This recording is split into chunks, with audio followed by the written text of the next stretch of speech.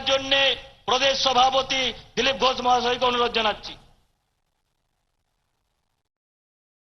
भारत माता की वंदे मातरम। बीजेपी जीवितम। नरेंद्र मोदी जिंदाबाद। जेपी नड्डा जिंदाबाद। जय श्री राम। बंधुगण, আমাদের সবার গর্ব, আমাদের প্রেরণার কেন্দ্র, বিশ্বের জনপ্রিয়তম নেতা ভারতের প্রধানমন্ত্রী আজ আমাদের মেদিনীপুরের এই পবিত্র মাটিতে উপস্থিত হয়েছেন। সেই জেলার একজন অতি সাধারণ সন্তান হিসাবে আমি জেলার কোটি কোটি লোকের তরফ থেকে ওনাকে অভিনন্দন স্বাগত জানাচ্ছি এবং আপনাদেরকে সঙ্গে নিয়ে আমি সংকল্প করছি উনি যে নতুন ভারত তৈরি করছেন সেই নতুন ভারতের সংযোজন হিসাবে সোনার বাংলা গড়ার জন্য আগামী নির্বাচনে পশ্চিম বাংলায় বিজেপি সরকার গড়ে তার হাতে আমরা উপঢৌকন দেব। রাজি তো? আমার সঙ্গে আমার অগ্রজ মাননীয় মুকুলদা, মাননীয় কৈলাসজি, আমার ভাই বন্ধু শুভেন্দুদা, রাজীবদা উপস্থিত আছেন, সম্মাননীয় মন্ত্রীগণ, মাননীয় পেট্রোলিয়াম মন্ত্রী দেবনজি, আমাদের দিদি দেবশ্রীদি, সহসভা নেত্রী ভারতীদি, আমার সমস্ত সহকর্মীগণ, রাহুলদার মতো সিনিয়র লিডার সঞ্জয়জি, জ্যোতির্ময়দা, আমার জেলা সভাপতিগণ, ডক্টর সুভাষ সরকার, সবাইকে আমি স্বাগত এবং মাননীয় সম্বিতজি এসছেন, সবাইকে অভিনন্দন জানাচ্ছি। আমি ভাষণ দিতে আসছি না, কেবল সম্মাননীয় প্রধানমন্ত্রী তিনি বাজেটের মাধ্যমে আমাদের যে আশীর্বাদ দিয়েছেন তার জন্য তাকে ধন্যবাদ অভিনন্দন জানাচ্ছি। সে কথা উনি বলবেন। আমি মেদিনীপুরের 3টি লোকসভার 3টি জেলার কর্মীরা আমরা একত্রিত হয়েছি। আমার যখন জন্ম হয় যে অখণ্ড মেদিনীপুর ছিল, এখন তার 3টি জেলা হয়েছে। আমার জন্ম ঝাড়গ্রামে, আমি মেদিনীপুরের সাংসদ, আর আজ শুভেন্দুদার সঙ্গে হাত ধরে আমরা এই বালি মাটির তমলুক জেলাকে উপস্থিত হয়েছি। আজ এই 3টি জেলা মাত্র এসছে, 3টি জেলার 3 লাখ লোক এসছেন, 2 লাখ ভিতরে ঢুকার সুযোগ পেয়েছেন, আরো 1 লাখ এখনো বাইরে দাঁড়িয়ে আছেন। সে আমার বন্ধুরা, আমি তাদেরকে বলছি পরের বার মাননীয় প্রধানমন্ত্রী এলে আপনারা কাছে আসার সুযোগ পাবেন। আজকে জায়গা সংকুলন হয়নি, আপনাদেরকে আমি এখান থেকে অভিনন্দন জানাচ্ছি। বন্ধুগণ, এই মেদিনীপুর ইতিহাস সৃষ্টি করেছে, প্রত্যেকবার পরিবর্তনের সূচনা এখান থেকে হয়েছে। আমরা ইংরেজ তাড়িয়েছি, আমরা পাঠান তাড়িয়েছি, আমরা কংগ্রেস তাড়িয়েছি, সিপিএম তাড়িয়েছি, আমরা তৃণমূলকেও তাড়িয়ে নতুন পরিবর্তন নিয়ে আসবো তো।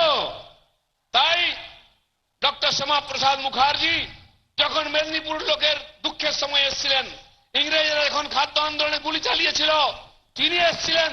তাই আমাদের পূর্বপুরুষরা ভারতবর্ষের প্রথম নির্বাচনে এখান থেকে 6 জন এমএলএ জনসংঘকে দিয়েছিলেন।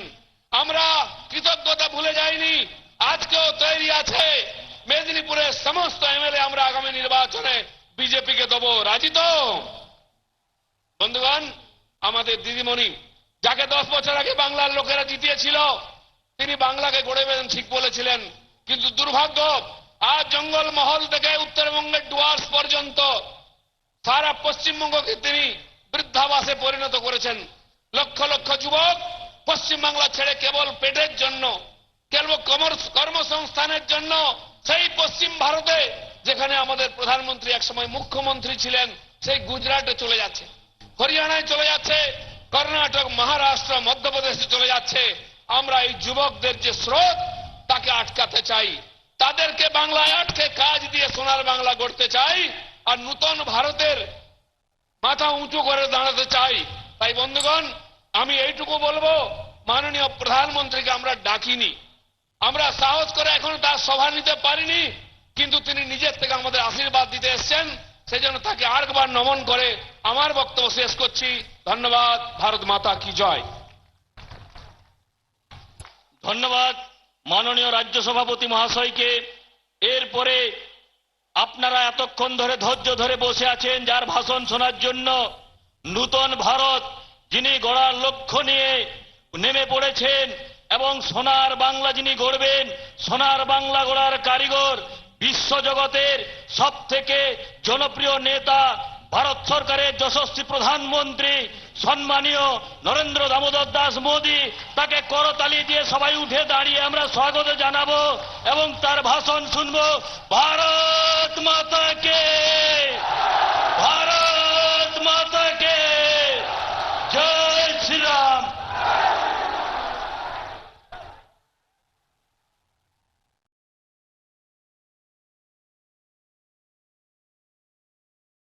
नमस्कार। भारत माता की, भारत माता की। आज हम मां गंगा के एक छोर पर है, लेकिन जो मां गंगा का उद्गम स्थल है वो राज्य उत्तराखंड इस समय आपदा का सामना कर रहा है। एक ग्लेशियर टूटने की वजह से वहां नदी का जलस्तर बढ़ गया, नुकसान की खबरें धीरे धीरे आ रही है। मैं उत्तराखंड के मुख्यमंत्री श्री त्रिवेंद्र रावत जी, भारत सरकार के गृह मंत्री श्री, एनडीआरएफ के अफसर, उन सबसे निरंतर संपर्क में हूं। वहां पर राहत और बचाव का कार्य पुरजोश करने का प्रयास चल रहा है। लोगों को सुरक्षित स्थानों पर ले जाया जा रहा है। मेडिकल सुविधाओं में कोई कमी न हो, इस पर जोर दिया जा रहा है। वहां 2-1 दिन पहले ही काफी बर्फबारी भी हुई थी। मौसम काफी ठंडा है। लोगों की परेशानी कम से कम करने के लिए सरकार पूरा प्रयास कर रही है। उत्तराखंड में ऐसे परिवार मुश्किल से मिलते हैं जिनका कोई न कोई सदस्य फौज में न हो, यानी वहां के लोगों का हौसला किसी भी आपदा को मात दे सकता है। उत्तराखंड के साहसी लोग के लिए मैं प्रार्थना कर रहा हूं, बंगाल प्रार्थना कर रहा है, देश प्रार्थना कर रहा है। আমার প্রিয় মা, বোন, ভাইও বন্ধুরা,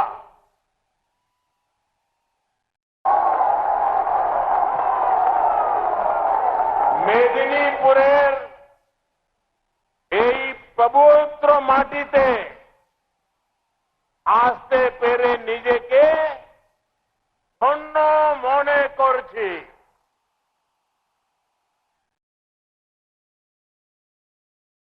শহীদ মা মাতঙ্গিনী, বিপ্লবী ক্ষুদিরাম বসুর রক্ত রক্তিম হয়েছে এই ভূমি। এই মাটিতে তৈরি হয়েছিল তাম্রলিপ্ত জাতীয় সরকার। এই মাটির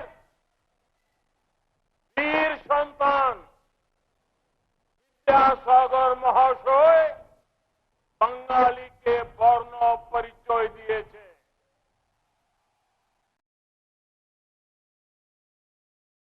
সতীশচন্দ্র সামন্তের হাতে হলদিয়া বন্দর মেদিনীপুরের এমন মাটির গুণে আমি মুগ্ধ। भारत सहित को दिशा दिखाने वाले महान मनीषियों, संतों, वीरों की पावन धरा बंगाल को मैं सर झुका करके नमन करता हूं।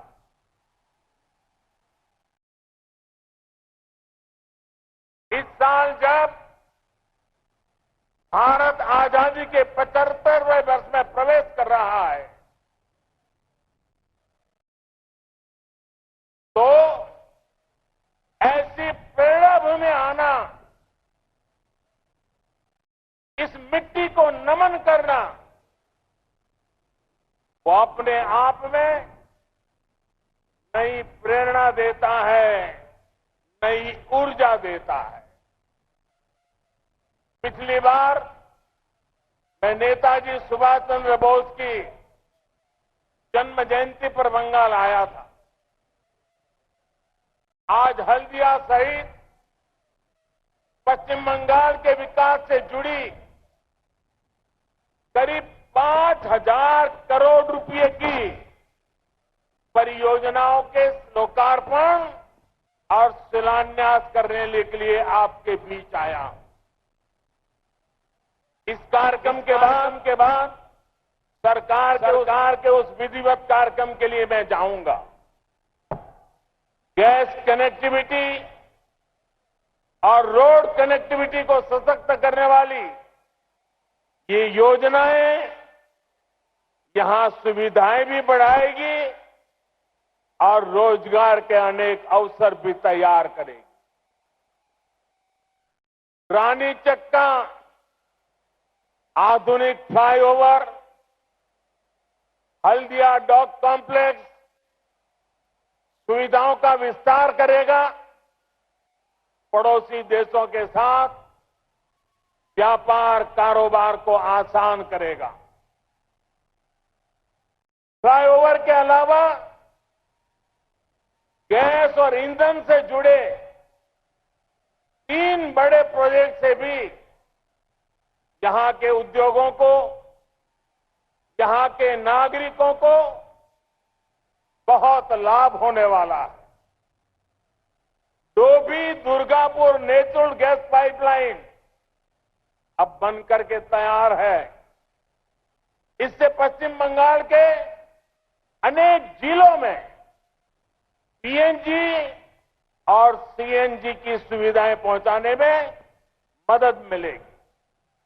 इससे दुर्गापुर फर्टिलाइजर कारखाने के लिए भी पर्याप्त गैस मिल पाएगी। इसी तरह एलपीजी इंपोर्ट टर्मिनल से पश्चिम बंगाल के अलावा पूरे पूर्वी भारत में एलपीजी गैस और आसानी से मिलेगी।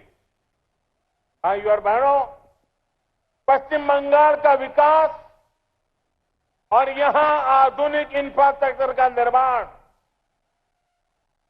केंद्र सरकार की निरंतर प्राथमिकता रही है।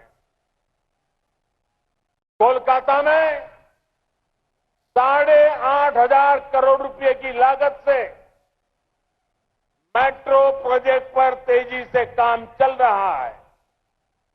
इस बार के बजट में केंद्र सरकार ने इस अभियान को और विस्तार दिया है। केंद्र सरकार इस साल भी हजारों करोड़ रुपए पश्चिम बंगाल में नेशनल हाईवे बनाने में लगाने वाली है। इसके तहत कोलकाता सिलीगुड़ी रोड को भी अपग्रेड किया जाएगा।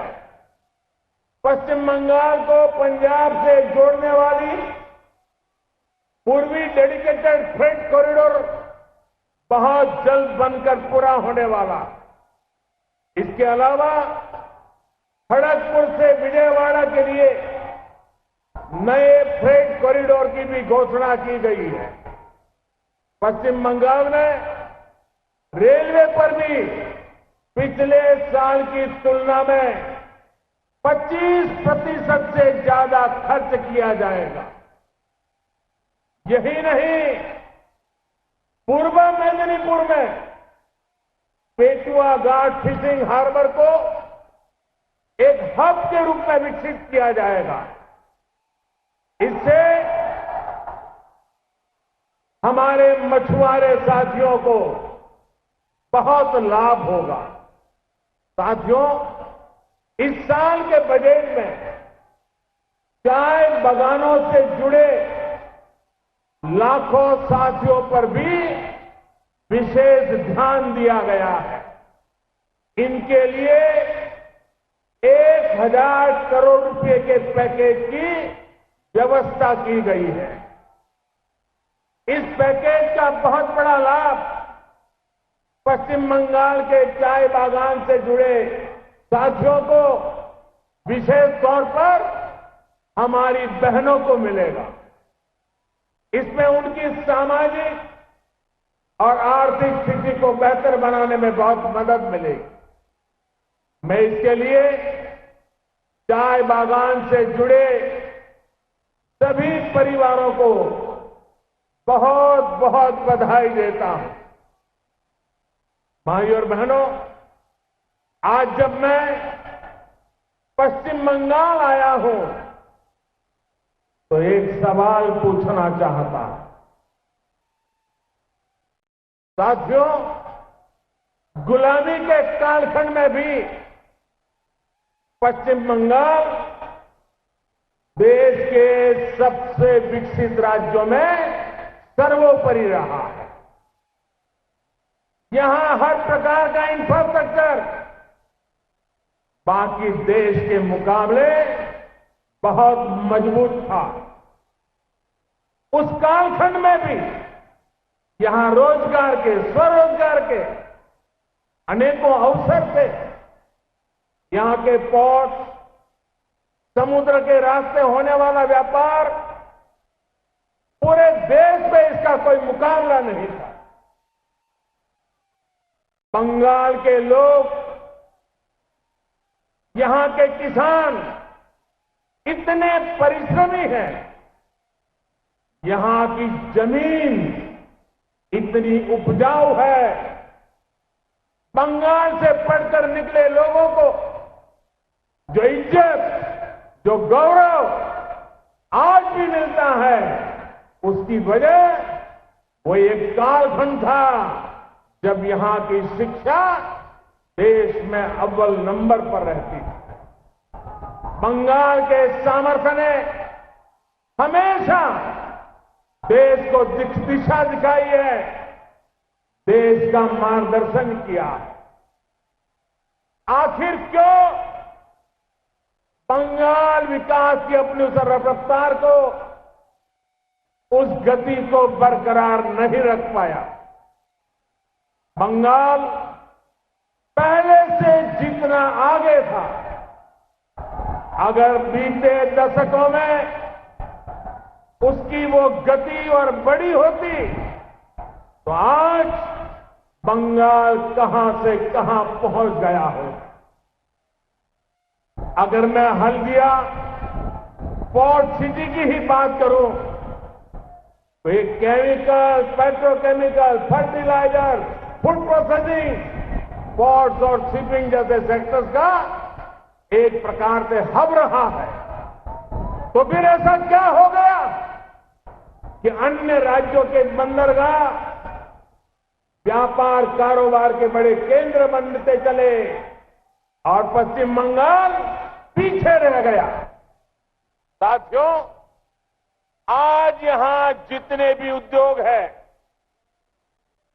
जितना भी कारोबार है, जितना भी इंफ्रास्ट्रक्चर है, वो सबके सब बदलाव चाहते हैं, आधुनिकता चाहते हैं। लेकिन आप सोचिए, बीते 10 सालों में यहां की सरकार ने कितनी फैक्ट्रियों का शिलान्यास या उद्घाटन किया? उस बड़े स्टील प्लांट का क्या हुआ जो यहां की अराजक व्यवस्थाओं के कारण शुरू ही नहीं हो सका? साथियों, पश्चिम बंगाल की स्थिति का सबसे बड़ा कारण है यहां की राजनीति। आजादी के बाद जब पश्चिम बंगाल के विकास को नई दिशा देने की जरूरत थी, तब यहां विकास वाली राजनीति नहीं हो पाई। पहले कांग्रेस ने शासन किया तो भ्रष्टाचार का बोलबाला रहा, फिर लेफ्ट का शासन लंबे समय तक रहा। उन्होंने भ्रष्टाचार के साथ साथ अत्याचार को जोड़ दिया और दोनों की तरफ आगे बढ़े और विकास पर उन्होंने ब्रेक लगा दिया। 2011 में पूरे देश की नजरें बंगाल पर थी। लेफ्ट की हिंसा और भ्रष्टाचार का जर्जर किला ढहने की कगार पर था। उस समय ममता दीदी ने बंगाल से परिवर्तन का वादा किया। उनके इस वादे ने पूरे देश का ध्यान खींचा। लोगों ने भरोसा किया। बंगाल ममता की आस लेके जी रहा था, लेकिन 10 साल उसे निर्ममता मिली, निर्ममता मिली। ममता की अपेक्षा थी, निर्ममता का शिकार हो गया।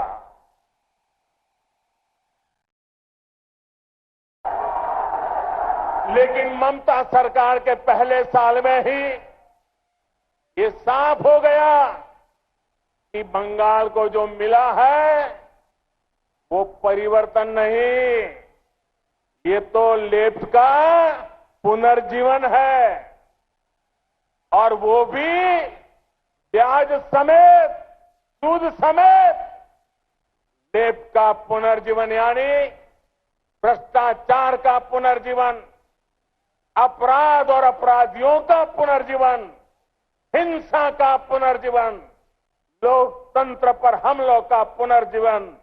इससे पश्चिम बंगाल में गरीबी का दायरा और बढ़ता गया। पुराने उद्योगों में ताले लगते चले गए। नए उद्योग लगाने के लिए तो उत्साह नहीं रहा। किसान को उतनी सुविधा नहीं मिलती जितनी मिलनी चाहिए थी। जब सरकारी संरक्षण में लोग प्रॉपर्टी पर कब्जा करेंगे, जब सड़कों पर आए दिन खून खराबा होगा, जब सरकारी भर्तियां पार्टी के लोग करेंगे, तो बंगाल के सामान्य नौजवान को रोजगार कैसे मिलेगा? साथियों, बंगाल में आप दीदी से अपने अधिकार की बात पूछ देंगे तो वो बौखला जाती है, किलमिला जाती है। यहां तक कि भारत माता की जय के नारे लगा दो तो भी वो नाराज हो जाती है। लेकिन देश के खिलाफ बोलने वाले कितना भी जहर उगल दे, दीदी को गुस्सा ही नहीं आता है। अभी आपने न्यूज में देखा होगा, इन दिनों भारत को बदनाम करने के लिए कैसे कैसे अंतर्राष्ट्रीय षड्यंत्र सामने आ रहे हैं, कैसी कैसी साजिशें खुल रही है। अब तो इस बात की प्लानिंग की जा रही है कि कैसे भारत को बदनाम करना है, कैसे भारत की छवि को बिगाड़ना है। साजिश करने वालों की बेचैनी इतनी ज्यादा है कि भारत को बदनाम करने के लिए वो चाय से जुड़ी भारत की पहचान पर हमला करने की बात कर रहे हैं। टी वर्कर्स की कड़ी मेहनत पर हमला करने का षड्यंत्र किया जा रहा है। योग जैसी भारत की विरासत, जिसे महर्षि अरविंदो और स्वामी विवेकानंद जैसे अनगिनत महापुरुषों ने, ऋषियों मुनियों ने निस्वार्थ भाव से दुनिया तक पहुंचाया, उस योग पर हमला किया जा रहा है। लेकिन क्या आपने भारत के खिलाफ इन षड्यंत्रों पर, इन साजिशों पर दीदी के मुंह से एक भी वाक्य सुना है क्या? अनेक ऐसे हैं जिन्होंने देश के लोगों ने दशकों तक सेवा का मौका दिया, वो भी या तो चुप है या इन षड्यंत्रों का समर्थन कर रहे हैं। लेकिन इन षड्यंत्रकारियों से मैं कहना चाहता हूं, देश इन षड्यंत्रों का पूरी ताकत से जवाब देगा। साथियों, मां माटी मानुष की बातें करने वालों में आज भारत माता के लिए आवाज बुलंद करने का साहस नहीं है। साहस इसलिए नहीं है क्योंकि इतने सालों में इन लोगों ने पॉलिटिक्स को क्रिमिनलाइज किया है, करप्शन को इंस्टीट्यूशनलाइज किया है और प्रशासन और पुलिस को पॉलिटिसाइज किया है। आपको याद होगा, अभी कुछ दिन पहले ही हमारी जाति नरसंहार की दुखद बरसी थी। देश इस घटना को गरीबों और दलितों के इस नरसंहार को कभी नहीं भूलेगा। लेकिन बंगाल तृणमूल से ये पूछना चाहता है, जिन्होंने नंदीग्राम में गोलियां चलाई थी, जिन्होंने गरीबों का खून बहाया, आप उन्हीं को पार्टी में क्यों शामिल कर रही? बंगाल पूछना चाहता है, क्या बंगाल का गरीब क्या केवल वोट लेने के लिए ही है? भाइयों बहनों, ये वो सरकार है जो आपदा में भी, मुसीबत के समय भी भ्रष्टाचार के रास्ते खोजती रहती है। इससे बड़ा अपराध और क्या हो सकता है? इतना बड़ा साइक्लोन आया, चक्रवात आया, इतना कुछ तबाह हो गया। लोगों की मदद के लिए केंद्र सरकार ने जो पैसे भेजे, उसका इन लोगों ने क्या किया? ये पश्चिम बंगाल के लोग भली भांति जानते हैं। हालात ये थे कि कोर्ट तक को इस पर सख्त टिप्पणी करनी पड़ी। आप कोरोना के दौरान आए संकट को भी याद करिए। पूरी दुनिया में ऐसा कोई नहीं था जो इससे प्रभावित नहीं हुआ हो, जिसकी रोजी रोटी पर इसका असर न पड़ा हो। केंद्र सरकार ने तुरंत पश्चिम बंगाल के लाखों परिवारों के लिए मुफ्त राशन की व्यवस्था की, ताकि बंगाल में मेरे कोई भी गरीब परिवार में रात को चूल्हा न जले, ऐसा दिन जाना नहीं चाहिए। लेकिन केंद्र सरकार के भेजे राशन को भी यहां की सरकार सही तरीके से गरीबों तक पहुंचाने में असफल रही। भाइयों और बहनों, ये तो शुक्र है कि केंद्र सरकार ने गरीबों के, किसानों के, हमारी बहनों के पश्चिम बंगाल में लगभग 4 करोड़ जनधन बैंक खाते खोले थे। तभी कोरोना की उस मुश्किल घड़ी में यहां के गरीब बहनों के जनधन बैंक खाते में सीधे रुपये जमा किए जा सके। केंद्र सरकार ने उज्ज्वला योजना के तहत यहां की 90 लाख से अधिक बहनों को मुफ्त एलपीजी गैस कनेक्शन भी दिया है। गरीब के घर में गैस कनेक्शन था, तभी केंद्र सरकार उन्हें कोरोना के समय मुफ्त गैस सिलेंडर देने में सफल हुआ।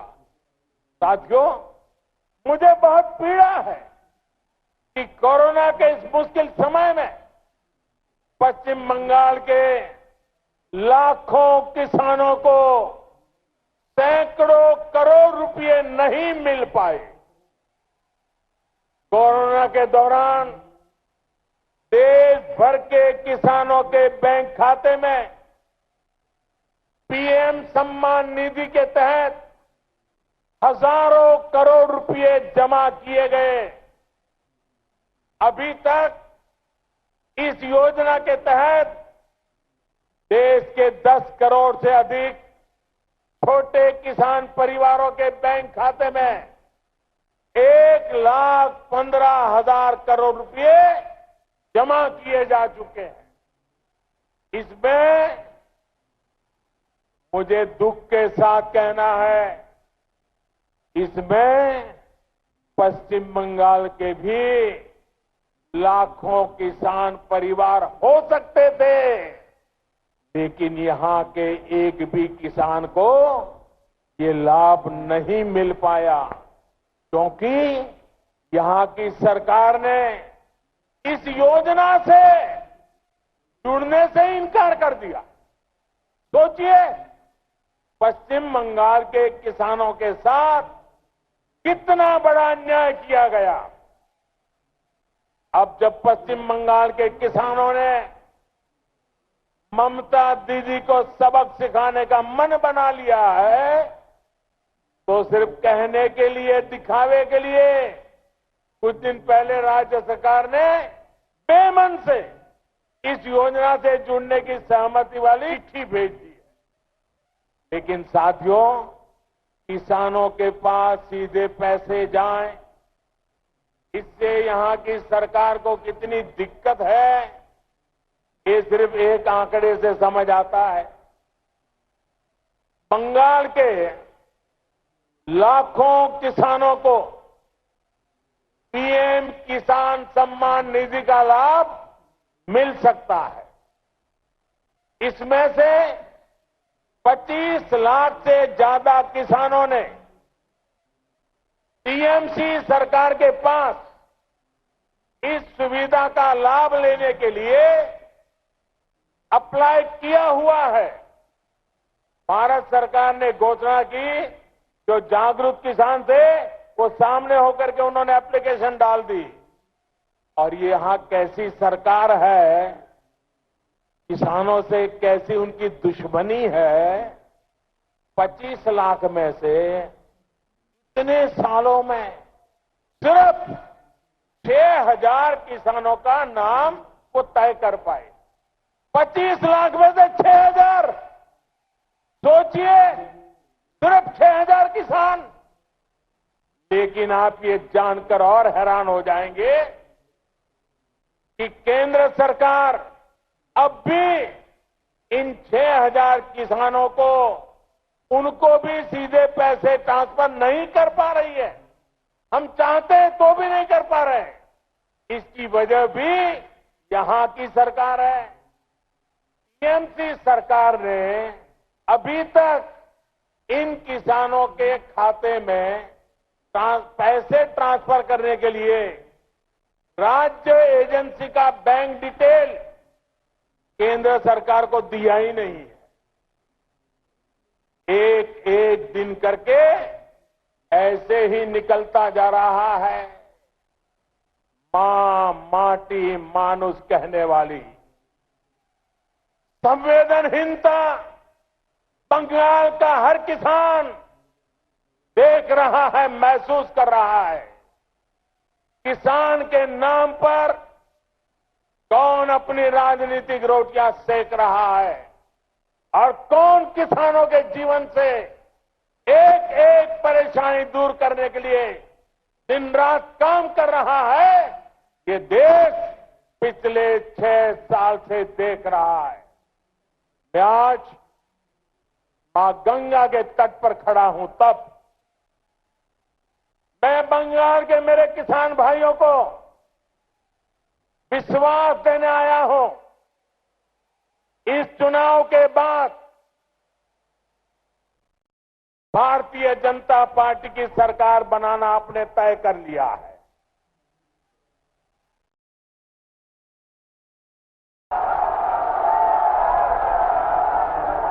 इस चुनाव के बाद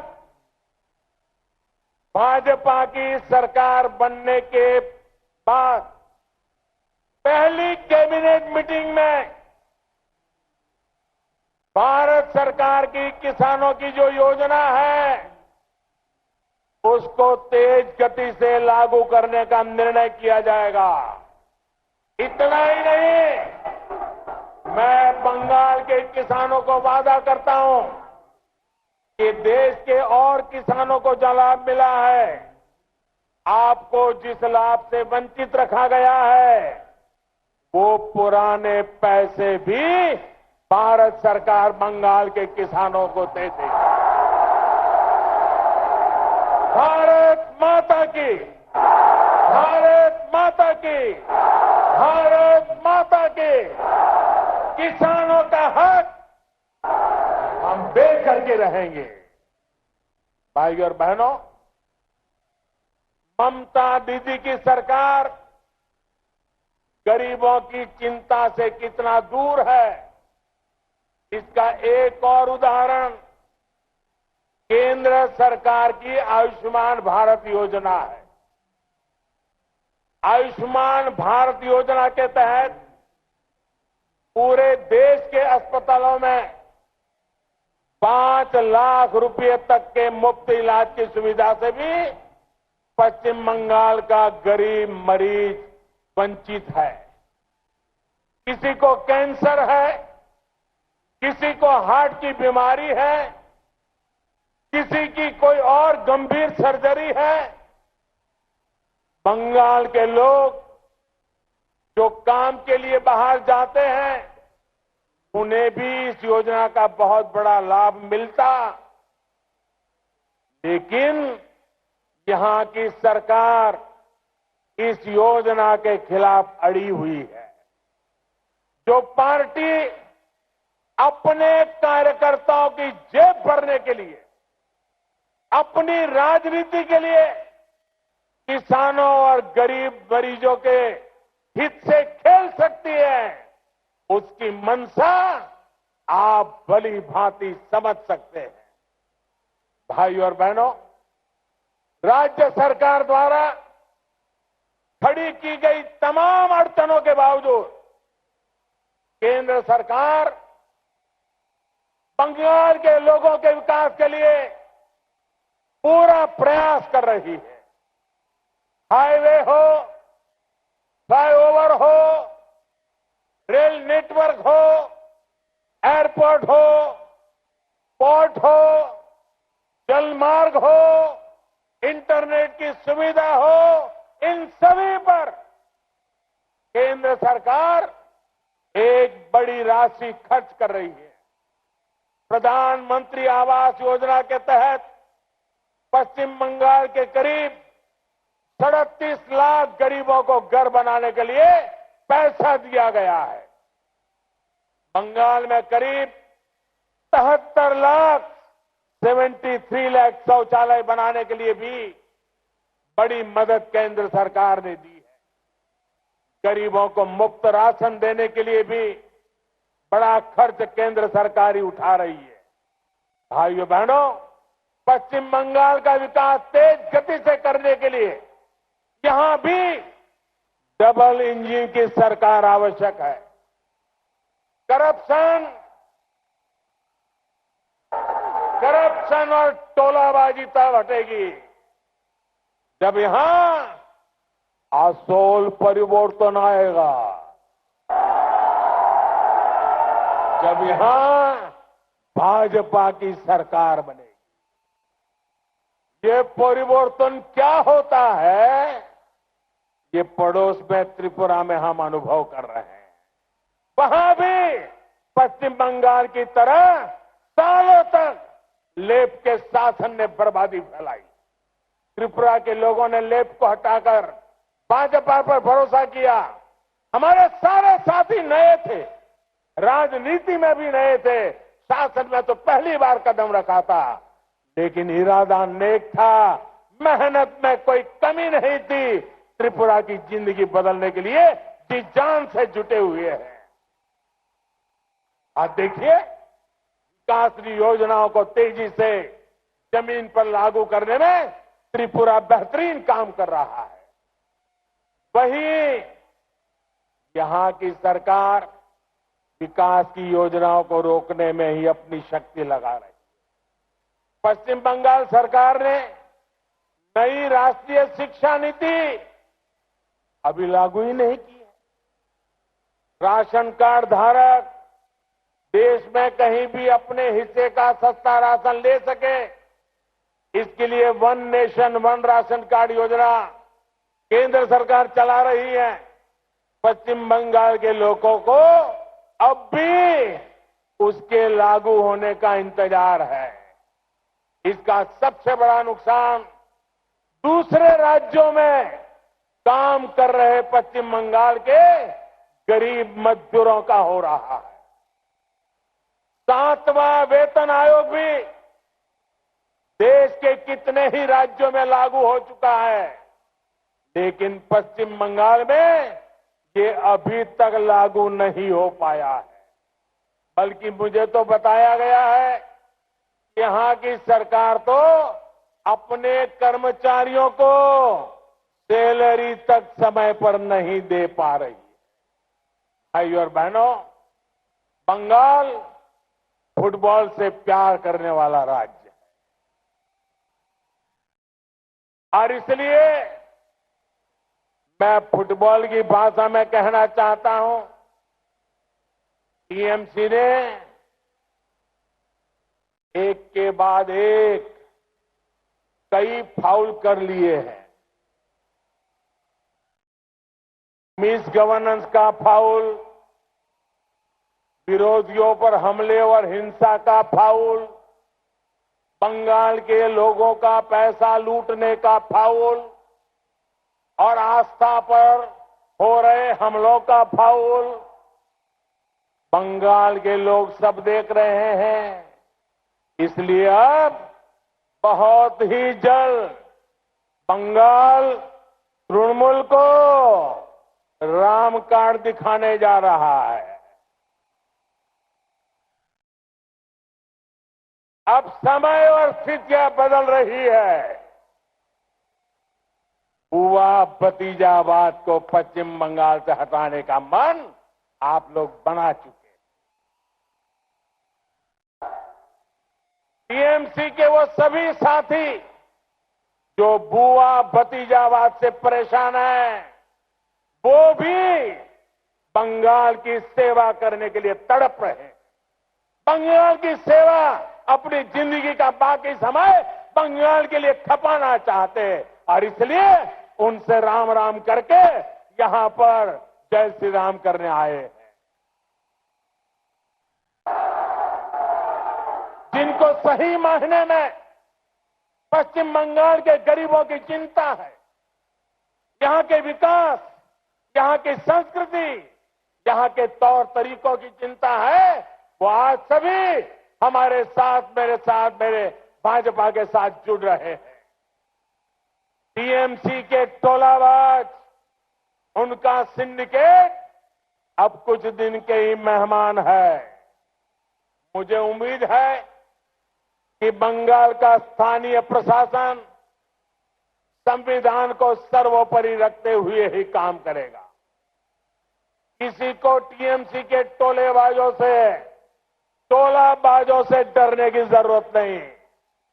बंगाल की धरती के गौरव के लिए भाजपा के प्रत्येक कार्यकर्ता का त्याग, उनकी तपस्या, उनके बलिदान ने समूचे बंगाल को यह एहसास करा दिया है कि इस बार परिवर्तन होके रहेगा। मैं आपसे एक बात और भी कहना चाहता हूं। बंगाल में हमारी लड़ाई टीएमसी से है, लेकिन साथ ही इनके छुपे हुए दोस्तों से भी जरा सावधान रहना है।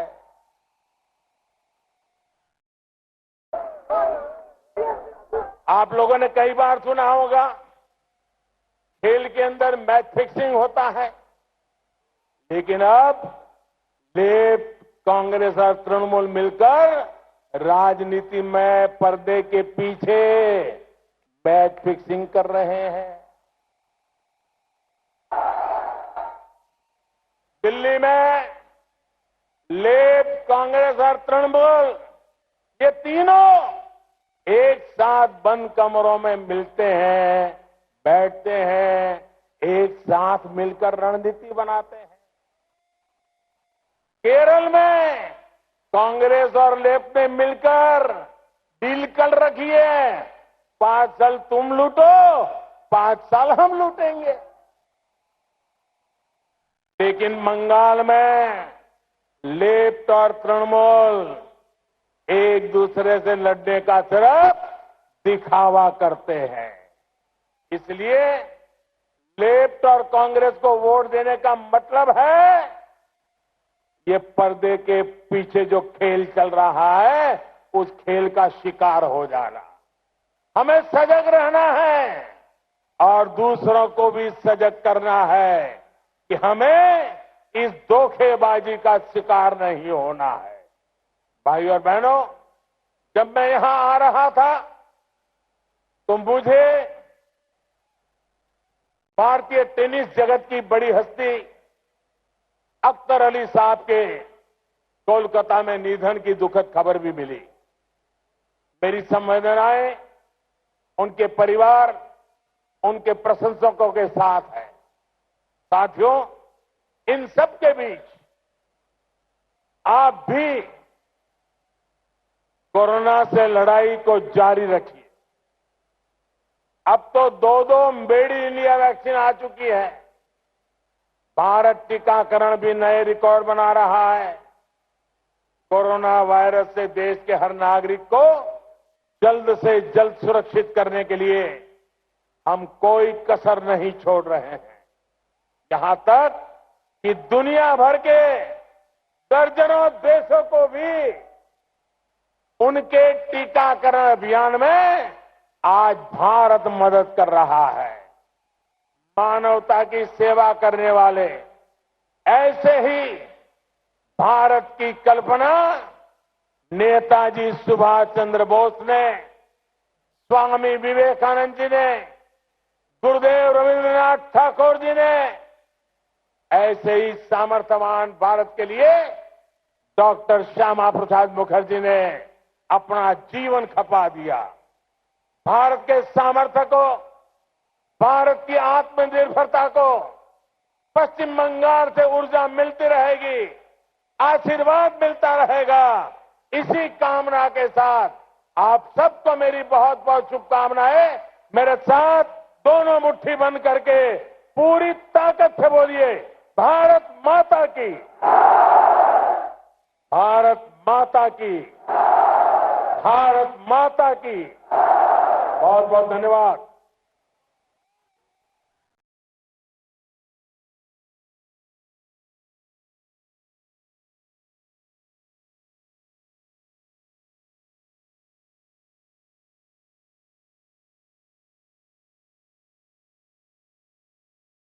ধন্যবাদ।